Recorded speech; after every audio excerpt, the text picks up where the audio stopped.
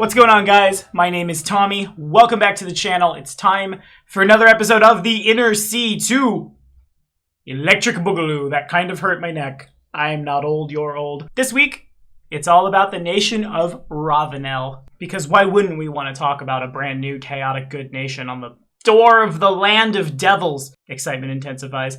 If you guys like what you see, and remember to like, subscribe, ding the bell. Today, this episode of the Inner Sea 2 Electric Boogaloo is brought to you in part by our newest patron, Jared R. Davis.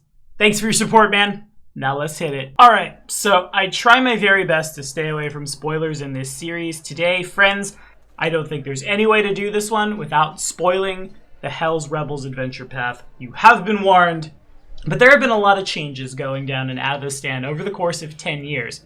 I still think it's really cool that literally what has happened in Pathfinder 1st Edition has informed the setting of 2nd Edition, and the latest and most drastic shift in the region we're calling Old Cheliax is the independence of the nation of Ravounel, which seceded and declared its independence from Cheliax as a free nation a few years ago. Under the leadership of the former Lord Mayor of Kintargo, Domina Gilabalinus, Ravounel has threaded the delicate line between shoring up its own position as a regional power and maintaining cordial, if strained, relationships with its neighbors. Domina Balinus must also preserve harmony between the various powers within Ravounel through diplomatic means, because she doesn't have the strength to force military compliance and can't afford to alienate any allies in a fragile new state, which I think is really cool. That's a very, very stark contrast from the nation that says you will worship the devil or we will inquisit you. Although she's performed admirably so far,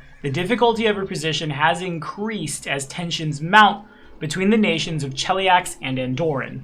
Because of course, when Cheliax now has a northern neighbor, they're going to look at the nation to their east, the nation that doesn't like slavery and likes freedom, the opposite of Cheliax, sort of a shot heard round the world kind of thing. Super appropriate when everyone in Andorran dresses like this.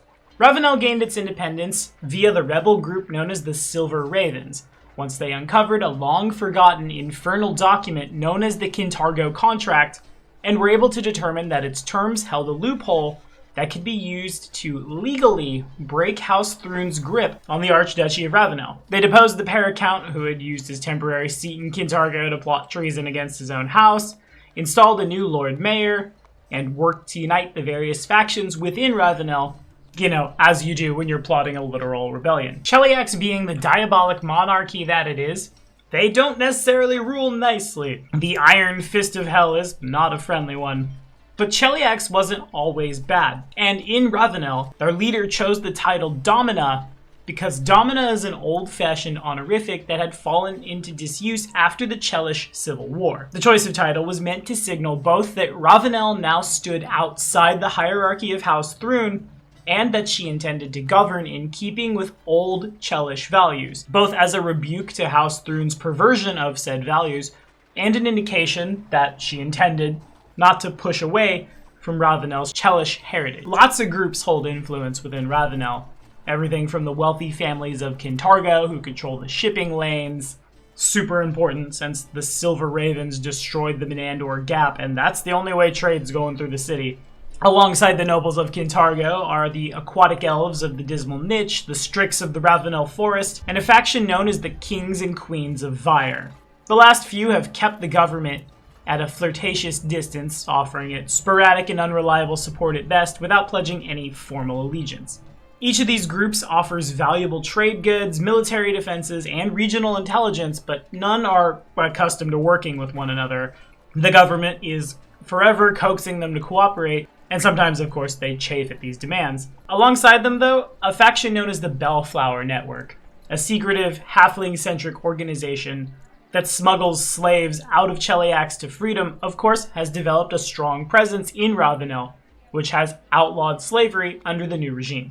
However, Ravounel's emerging status as a haven means that slave hunters, think the Hell Knight Order of the Chain, demand the government's cooperation in apprehending the fleeing ones.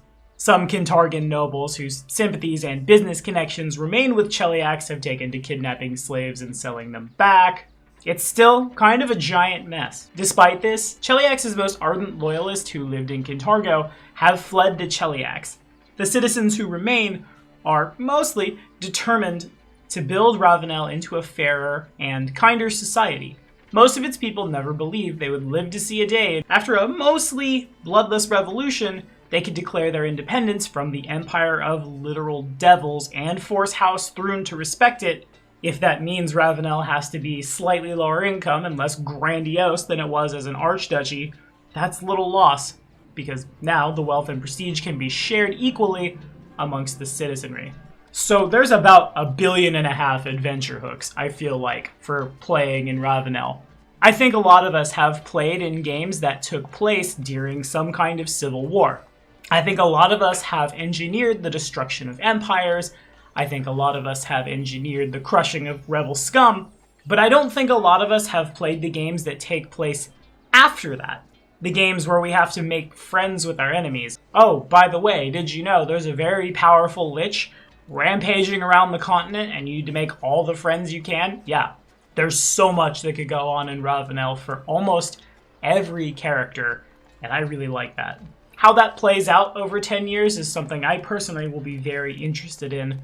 Whether or not Cheliax decides to reinvade, whether or not some noble in Kintargo signs a particularly one-sided deal with an archdevil or pit fiend or something, and then suddenly has the means to take a bunch of souls screaming back to hell. Well, friends, we'll just have to see. But in any case, that's all the time we have for today. Thank you guys so much for watching. We'll be back at it next Friday with another episode of the Inner Sea 2, the Electric Boogaloo. Anywhere you want to see, put it in the comments. We'll send it up first. See you then.